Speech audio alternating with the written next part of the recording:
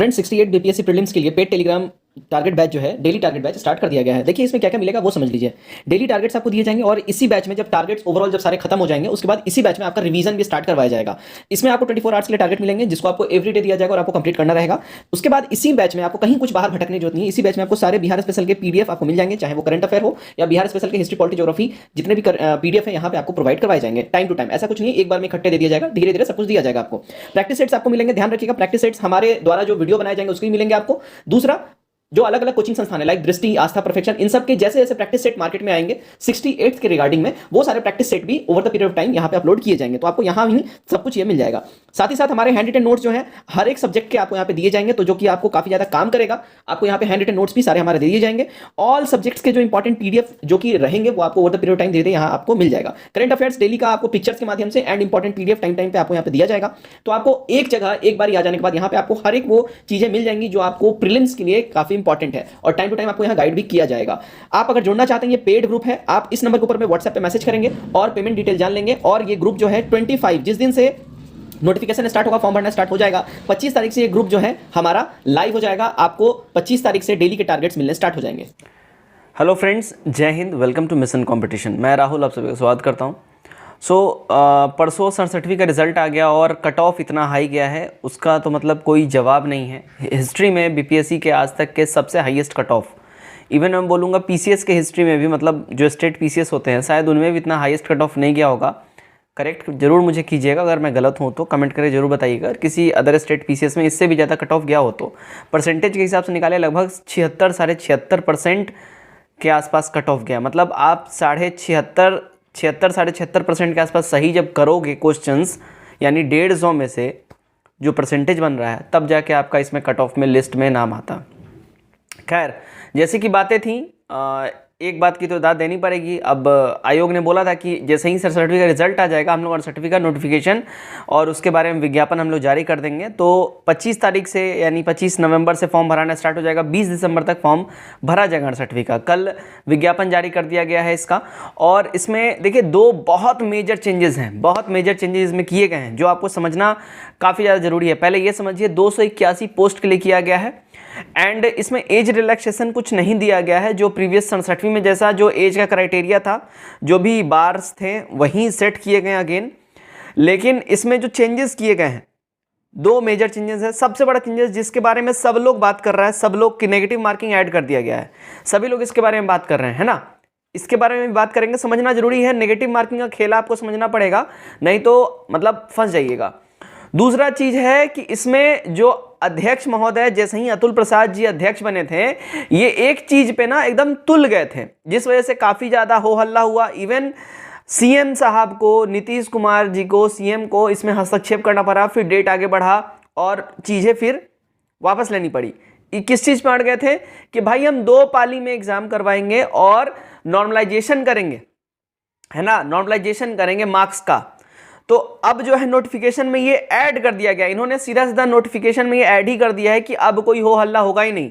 जी हाँ, यहाँ पे बोला गया है कि जब फॉर्म जो भरा जाएगा जितना, तो अगर ज़्यादा बच्चे रहेंगे, है ना, उस हिसाब से आयोग ये डिसाइड करेगा। आयोग पूर्णतः ये आयोग के ऊपर डिपेंडेंट है कि वो एक से अधिक पालियों में एग्जाम करा सकता है। उम्मीदवारों के संख्या के ऊपर ये डिपेंडेंट होगा। ये आप जाके नोटिफिकेशन में पढ़िए, ये लाइन क्लियरली मेंशन किया गया है, बोल्ड ब्लैक लेटर्स में इसको लिखा गया है।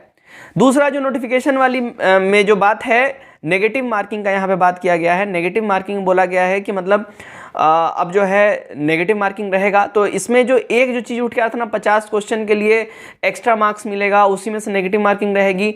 तो ये वाला यहाँ पे कहीं भी मेंशन नहीं है। इसका मतलब ये है कि सीधा सीधा 150 नंबर के ऊपर में नेगेटिव मार्किंग होगी। पूरा जो 150 नंबर है उसके ऊपर आपको नंबर मिलेंगे और उसके ऊपर नेगेटिव मार्किंग होगी। इसमें यहाँ पे ये चीज़ नहीं दिया गया है कि आपको पर क्वेश्चन 1 नंबर रहेगा या 2 नंबर रहेगा। जब मेंशन नहीं है, इसका मतलब पर क्वेश्चन आपको 1 नंबर ही दिया जाएगा। समझिएगा बातों को, यानी आपका 150 क्वेश्चन इक्वल टू 150 नंबर का रहेगा, क्योंकि यहाँ पे मेंशन नहीं किया गया है कि एक क्वेश्चन का 2 नंबर मिलेगा, 3 नंबर मिलेगा, 4 नंबर मिलेगा, कुछ मेंशन नहीं है। नेगेटिव मार्किंग का मेंशन है। हाँ, नेगेटिव मार्किंग भी जो है कितना डिडक्ट होगा ये भी मेंशन नहीं किया गया है। माइट भी अभी आगे जो और नोटिफिकेशन आएगा या अगर अपडेट किया गया होगा नोटिफिकेशन में है, आप लोग जरूर मुझे बताइएगा। तो नेगेटिव मार्किंग की अगर हम बात करें तो 0.25 यानी कि 1/4 जो है मान के चलते हैं, ये नेगेटिव मार्किंग का स्टैंडर्ड प्रोसीजर है। और अगर यूपीएससी की बात करें तो 33% यूपीएससी काटता है, मतलब है ना 0.33 काटता है यूपीएससी। तो जो स्टैंडर्ड मार्किंग का प्रोसीजर है 0.25 जो है वो कटता है, यानी कि 1/4 रहता है। यानी कि एक सही, मतलब अगर आप सही कर रहे हो तो 1 नंबर मिलेगा, लेकिन 4 गलती कर दोगे तो 1 नंबर आपका कट जाएगा, यानी एक क्वेश्चन रॉन्ग हो जाएगा। ये प्रोसेस होता है, ठीक है। अब यहाँ पे जो खेला आता है आपको ये समझना पड़ेगा। नेगेटिव मार्किंग का सर आपने खेल समझ लिया, ये भी समझ लिया कि हाँ भाई जो यहाँ पे जो चीज़ें हैं कि अगर ज़्यादा बच्चों ने फॉर्म भरा है ना, डिपेंड करता है कितने स्टूडेंट्स फॉर्म भर रहे हैं, उसके ऊपर आयोग डिसाइड करेगा कि वो फिर मल्टीपल जो है शिफ्ट में एग्जाम ले या नहीं ले। तो मल्टीपल शिफ्ट में आयोग ले सकता है। अब यहाँ पे जो है एक हमारे स्टूडेंट है, उन्होंने बहुत बढ़िया बात लिखा है, यूपीएससी भी नेगेटिव मार्किंग लेके आती है।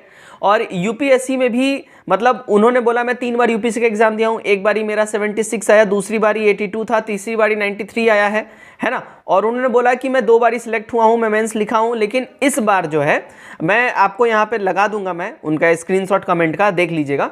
इस बारी मेरा सीसेट नहीं क्लियर हो पाया, इसलिए मैं नहीं निकला। उनका एक बहुत अच्छा उन्होंने टॉपिक बोला है, और मैंने भी कल ये चीज़ छेड़ा था, जिसको कुछ स्टूडेंट्स ने मेरे इस बात को नेगेटिव ले लिया।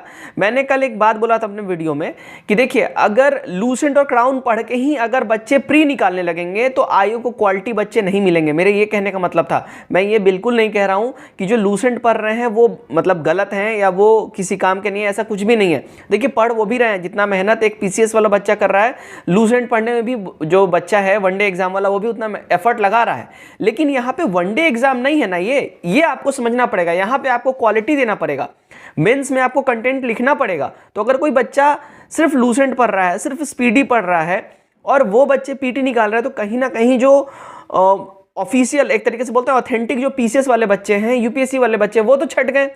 अब जब वो छट गए तो वो क्वालिटी आंसर राइटिंग लिख सकते थे, क्वालिटी आंसर्स लिख सकते थे, आयोग को क्वालिटी स्टूडेंट मिलता, वो क्वालिटी स्टूडेंट्स नहीं मिल रहे हैं, वो क्वालिटी नहीं मिल रहा है। यहां पे मेरा सीधा सीधा क्वेश्चन था कि देखिए लूसेंट वाला हो या स्पेक्ट्रम पढ़ने वाला बच्चा हो, पढ़ दोनों रहा है, रिजल्ट दोनों में से किसी का भी आए, दोनों मेहनत कर रहे हैं, दोनों डिजर्व करते हैं। लेकिन बात यहां पे ये है भैया आप स्टैंडर्ड बढ़ाइए, ये वनडे एग्जाम नहीं है, आप क्वेश्चन का स्टैंडर्ड बढ़ाइए। देखिए टफ रहेगा सबके लिए, रहेगा आसान रहेगा सबके लिए रहेगा, आपको क्वेश्चन का स्टैंडर्ड इंक्रीज करना पड़ेगा। सिंपल सा बात यहां पे ये है, ठीक है।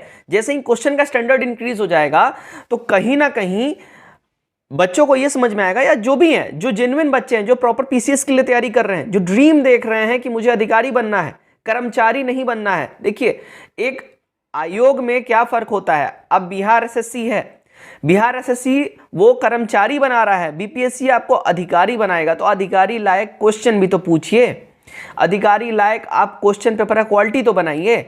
आपका मेंस में बच्चे का क्वालिटी रहेगा नहीं, सीट वैकेंट रह जाएगा, फिर आरटीआई करने में पता चलेगा कि भाई क्वेश्चन का आंसर सबने सही से नहीं लिखा, इसलिए जो है हमने इनका सिलेक्शन नहीं किया, ये हमारे स्टैंडर्ड पे खरे ही नहीं उतरे।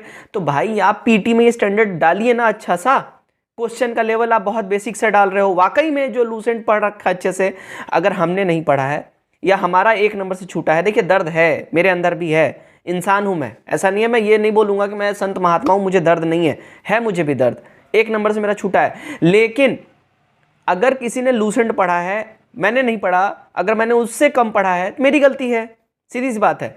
कहने का मेरा मकसद है कि भाई आप क्वालिटी लाइए, क्वालिटी लाइए। और दूसरी बात, नेगेटिव मार्किंग आ गया है तो अब जो है एक चीज समझिएगा, जो एक बीपीएससी वाले बच्चों का एक बहुत बुरा आदत था ना, 150 में 150 टिक मार के आ रहे हैं, एकदम धड़ल्ले से गेस वर्क चल रहा है। अब यहाँ पे वो चीज नहीं होगा, अब यहाँ पे मार्क्स गिरेगा, नेगेटिव मार्किंग है, ठीक है, यहाँ पे मार्क्स गिरेगा। ओके, यहाँ पे ध्यान रखिएगा, अब आपको क्वेश्चन बनाने से ज्यादा कौन सा क्वेश्चन छोड़ना है ये वाला कला सीखना पड़ेगा कि कैसे यहाँ पे गेसवर्क काम करेगा, कौन से क्वेश्चन को छोड़ना है, कौन सा क्वेश्चन आपको फंसा सकता है, आपका नंबर खा सकता है।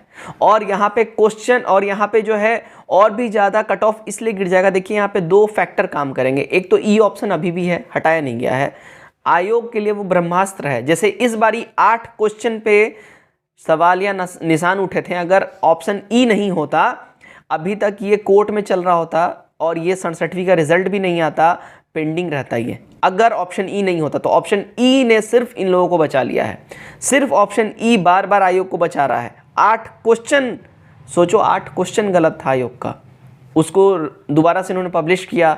3 क्वेश्चन का ऑप्शन ई इन्होंने बना दिया। अगर ऑप्शन ई होता ही नहीं, कोर्ट में चैलेंज होता और 67वीं का अभी तक वैकेंसी फंसा होता, 68वीं अभी आता भी नहीं। ऑप्शन ई लोग नहीं हटा रहे हैं, तो सबसे पहला फैक्टर है ऑप्शन ई। यहाँ पे बच्चे तो वैसे ही फंस रहे थे, तो ये तो रहेगा ही रहेगा बहुत बड़ा फैक्टर। और नेगेटिव मार्किंग, अब यहाँ पे मिसकॉन्सेप्चुअल जो बच्चे रहेंगे, जो सिर्फ वन लाइनर पढ़े रहेंगे, ठीक है, तो जो उनका एकदम फैक्ट याद है वो तो करेंगे ही करेंगे, लेकिन थोड़ा सा कॉन्सेप्ट वाला क्वेश्चन आ जाएगा, यहाँ पे ये लोग फंसेंगे और फिर उस हिसाब से ये लोग जो है नहीं निकल पाएगा। इनका तुक्का वाला जो स्ट्रैटेजी है, जो भी वन लाइनर पढ़ के बच्चे आ रहे हैं, उनका तुक्का वाला स्ट्रैटेजी यहाँ पे सीधे सीधा फेल हो जाएगा। सो आई होप ये वीडियो के माध्यम से जो मैं आपको समझाना चाह रहा था, कन्वे करना चाह रहा था, आप तक पहुँचा होगा। कमेंट करके अपनी राय जरूर बताइएगा एंड वीडियो को शेयर जरूर करिएगा। Best of luck.